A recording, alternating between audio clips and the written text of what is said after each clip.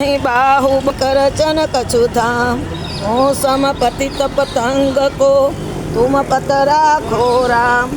श्यावर रामचंद्र की बोलो, राजा रामचंद्र भगवान की जय। श्या राम बोलो, हनुमान जी महाराज की जय। बोलो हनुमान जी महाराज की जय। लड्डू हनुमान जी महाराज की जय। जय श्या राम, जय श्या राम बोलो दादा, जय श्या राम।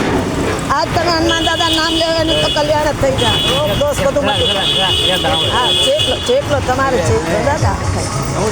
હા ના ના પ્રસાદનો। जय श्या राम।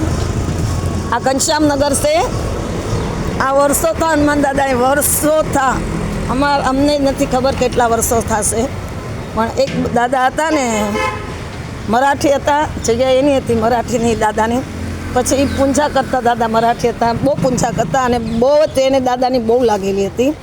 તો હા બુઢા હતા, લગભગ 90 વર્ષ ઉપરના જ હતા।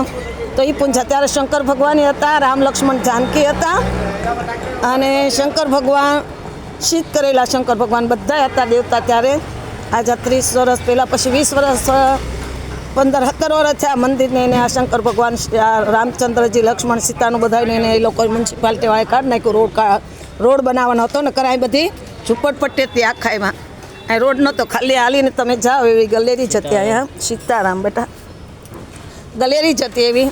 પછી આ રોડ કર્યો, પણ રાવ આવ્યો ને ત્યારે આ બધું કાઢ્યું। પણ પછી રાવે જોયું તેને કાંઈ પણ દાદાએ પડચો બતાવ્યો ને તો રાવે હનુમાનજી મહારાજનું મંદિર કે મારે નથી કાઢવું રાવ તેમ, એટલે એને મંદિર રાખ્યું રાવે અને આ બધું કાઢી નાખ્યું। પછી આ રોડ કર્યો રાવ વખતે ને અહીં ઝૂંપડપટ્ટી હતી એ લોકોને આમ બધે મકાન બનાવી દીધા હતા, ઝૂંપડા બનાવીને હારા।